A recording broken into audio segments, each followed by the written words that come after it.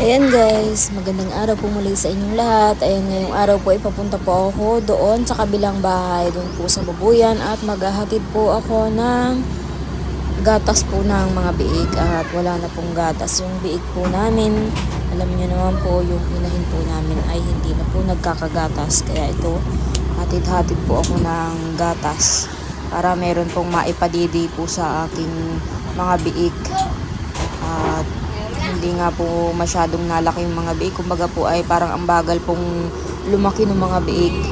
Pero kung nasuso po yun sa ina, mabilis pong bumilog o lumubo. Kaya lang, dahil nga po binibiling gatas ang pinapadidi, kaya mabagal pong lumaki yung mga biik. Kaya ngayon maghahatid na muna po ako ng gatas po nila para meron pong maipadidi sila madil.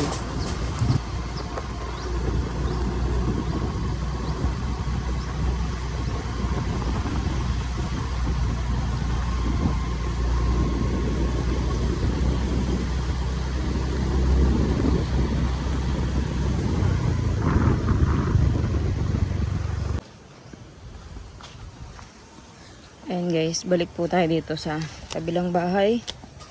Nagdala po ako ng gatas. Ayan, bali 5 piraso po na gatas. Limang bag na gatas. Saka nipple.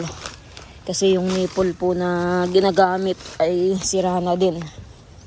Ihatid ko lang po dito, at kagabi pa po walang gatas ay naghanap pa po ako ng pambili. Kaya ngayon ko pa lang po na ihahatid. Alas 10 na po ng umaga. At wala nga po akong maibili kahapon. Kaya sabi ko maghahanap akong pambiling gatas ng baboy. At doon nga po sa inahin ay hindi na po nakakadidit. Wala naman pong dididiin.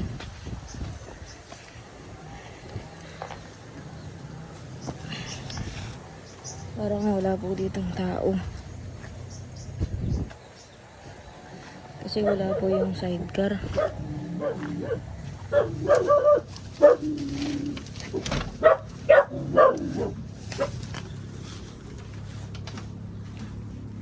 Wala pong tao.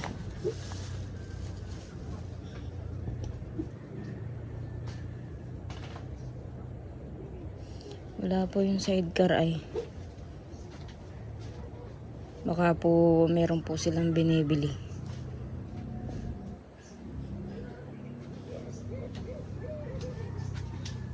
Iiwan ko na lang po dito. Ayan, tingnan po natin yung yung baboy.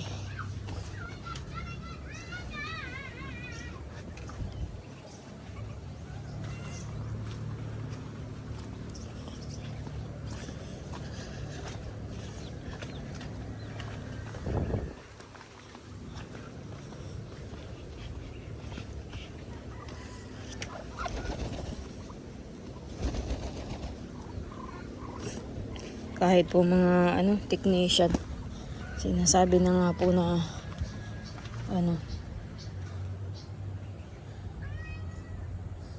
sayang daw po yung biik. Kasi nga po dapat po ay malalaki na po yan. Yung pong 2 linggo na edad ng biik, dapat po malalaki na.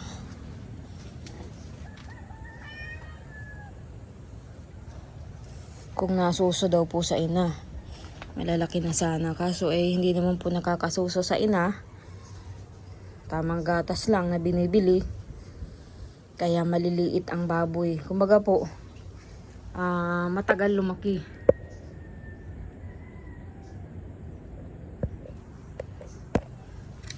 Tagal po lumaki. Kaya nga po hindi kinapunsas, hindi ininjikan. At mahina nga daw po ang katawan ng mga biik.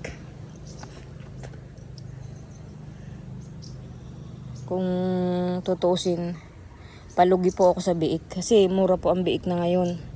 Tapos hanggat hindi pa na 1 buwan, bili ka ng bili ng gatas.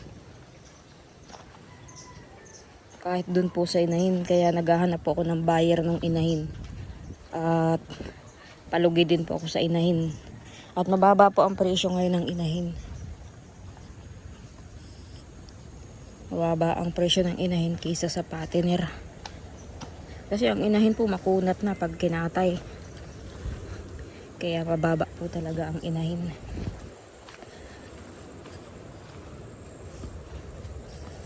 Sayang nga po kung maganda sana ang katawan ng ano, pwede sana maging inahin po yung isang biik doon. Kaya lang mahihina po ang katawan, di ko po alam kung ano.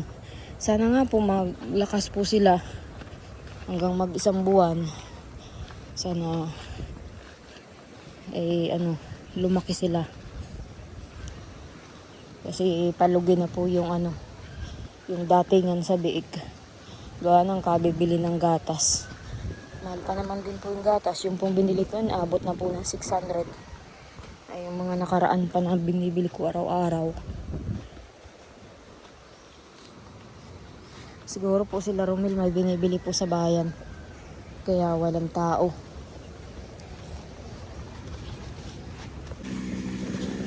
Ayun guys.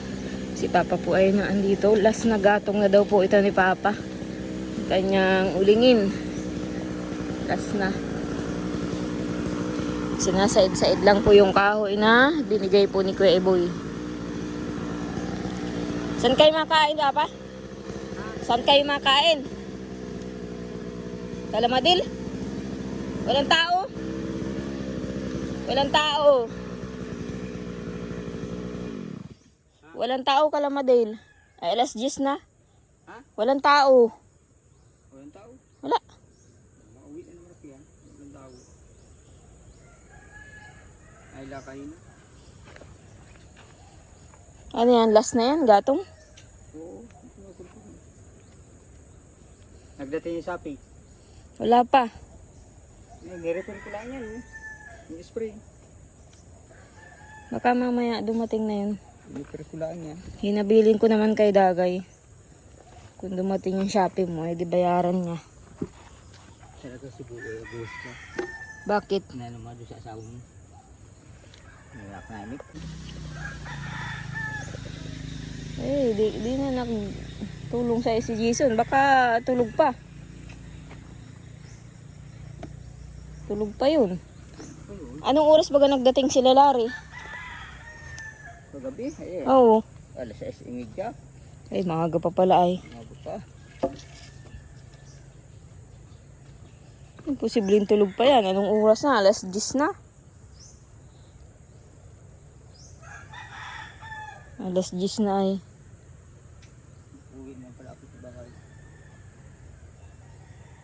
Ay dyan baka yun ay abutin din ng tanghali sila Madil. Walang tao. Bahay na malaki. Wala pang ang apoy. Saan kakain? Eh di babalik ka doon.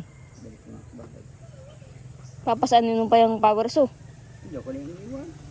Ay nabilin mo na lang.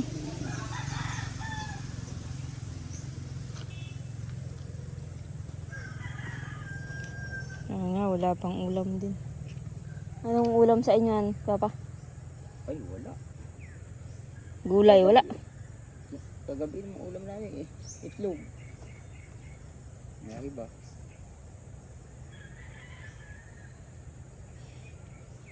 Itlog. Gagambi din hotdog naman ulam ng mga bata.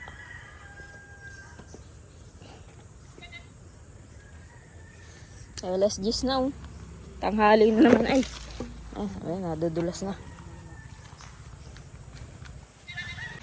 Ayan guys, at nagbili po ako ng saging. Nilaga ko po sa papakain ko po kay Dagay mamaya kasi tulog po siya ngayon. Nilaga ko lang po yung saging na saba. Kasi favorite din naman po niya yan, saging na saba. Tapos nilalaga. At syempre guys, ito naman po yung nilaga kong gamot para sa kanya na iniinom-inom po niya tuwing umaga o kaya po ay kahit hapon pwede po siyang mag-inom niyan. Parang kape. Ayan guys, at tulog po si Dagay. Hindi ko po ginigising at para po makapagpahinga siya. At hindi nga po siya makalabas-labas at nag-uulan at saka isa pa po, paingka-ingka pa po yung lakad niya. Kaya dito lang po siya sa loob ng bahay naglalakad.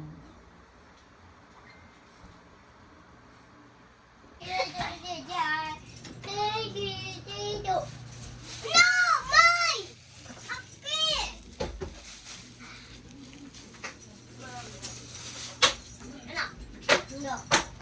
Ayan guys, nagising po si Dagay.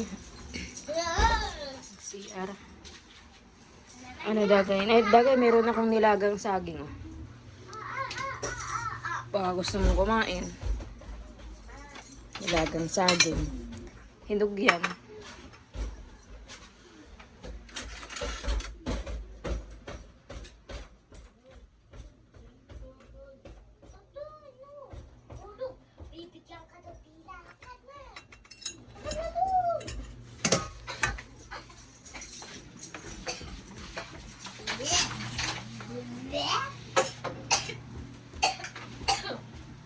Kain ka na yan. Si Rona po inuubo rin. Pinainom ko naman na po ng gamot. Dahil nga po may sinat-sinat si Rona gawa ng kanyang ubo. In-excuse ko muna po sa kanyang teacher na hindi po mapasok ngayong araw. Pinainom ko na po ng gamot at sana bukas makapasok na siya.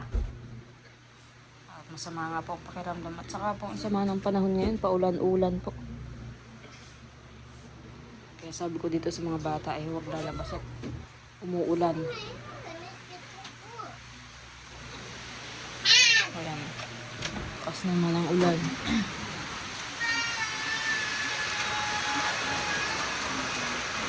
Umuulan na naman.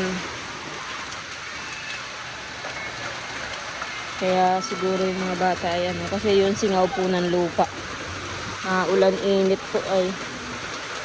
Ulan init.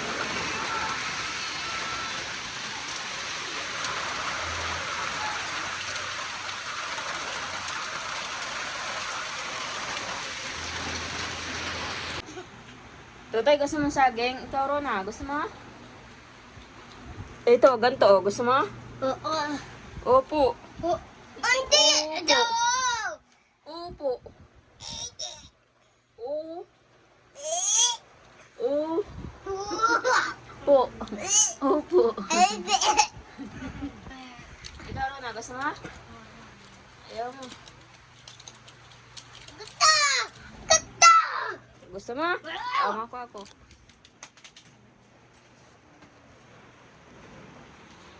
Ayan guys, at iniwan ko muna saglit po sila Dagay dun sa bahay at nagpunta muna po ako dito sa mga kaeskwela ko. Gawa po may binubuo po kaming project na pinagagawa po ng aming mga teacher. Ayan guys, at ano, kumbaga po ay grupo po kami pero hindi pa po kami kompleto. Kaming 3 pa lang po yung nakarating. Siguro po susunod na araw bago po mabuo ang aming grupo at kasi may mga kailangan po kaming gawin. Kaya ngayon nag-uumpisa pa lang po kami sa project namin. Si ano ba kaya sa GC? Si Alvin? Baka ma-open dito ang flood control. Flood control! Sino nga ba ang may control? Baka mamungkat dito ang ano. Flood control. Gana. O ano yan? Patay mo na. Sa'yo. Basta dyan mo na lang kasi ano, ma-print ka pa rin naman. Isisend ko lang sa iyo. Ay, di mo kasi ito. Nakasave na lang. Yan! Lagta! Yan guys, inabot na po ako ng ulan.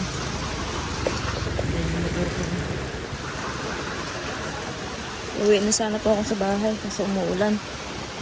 Gagawa po kami ng project namin sa school. Ayan guys, hapon na naman. Ano Jason? Tulong ka kay Papa? Bakit kaninang maga wala ka doon kay Papa? Ha? Naga na?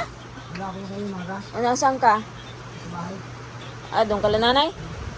Kaya nga, wala ka. Si Papang susulo doon ano.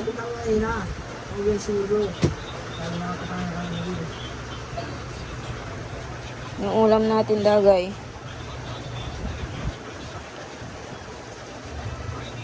Yung ulam natin. Nauupo pa si Rona.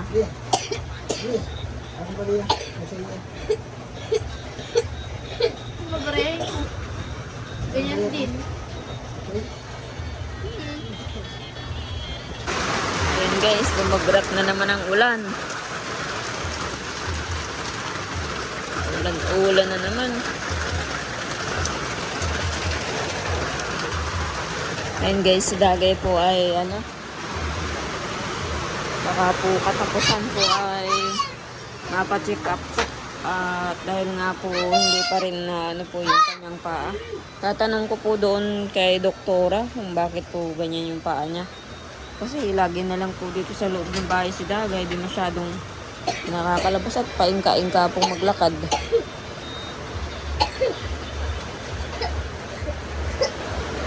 Karoon na, minom ka uli ng gamot. Mamaya, kakain ng hapunanan. Grabe ang lamig po sa labas. Ipaparauulan.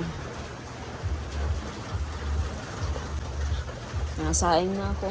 Hapon na naman. Yung ulam natin. Ayan guys, at dahil nga po masama po ang pakiramdam po ni Rona, inuubo po na may sinat-sinat po siya.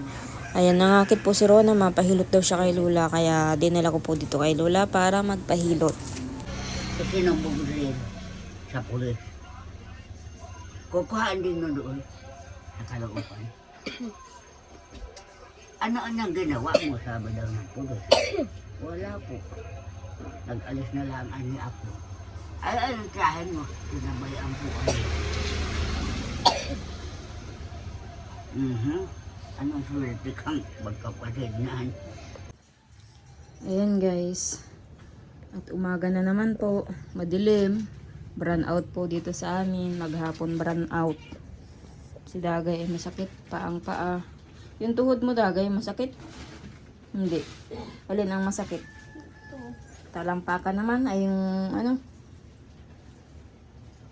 naligo ka Dagay? Nagbanto kang tubig?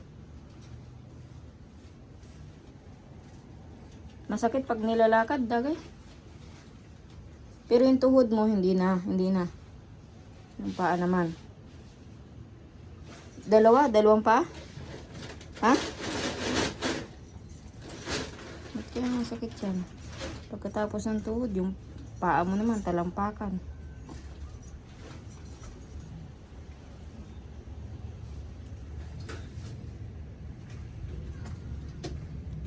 Yung ulam natin ngayong tanghali. Ayan guys, at si Rona po ay hindi ko po ulit pinapasok ngayon. At inuubo pa po at saka hinapo po kagabi. Kaya hindi in-excuse ko po ulit dun sa teacher na hindi po makakapasok ngayon. At hinahapo si Rona. Pinaiinom ko naman po ng gamot. Sana bukas ay makapasok na si Rona. Kasi 2 araw nang hindi nakapasok si Rona. Merkules na bukas. Si Dagay dito na lang sa loob, hindi na nakakagala. Masakit Dagay pag halimbawa nilalakad-lakad mo. Masakit? Yan, masakit daw po pag nilalakad-lakad. Yun, nagkakurinti.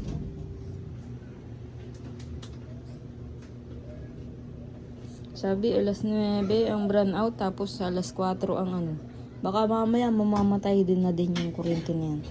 Kasi ngayon ay power interruption po ngayon. Alas 4 po ang balik ng kuryente. Simula alas 9, tas alas 4 na ng hapon ang balik.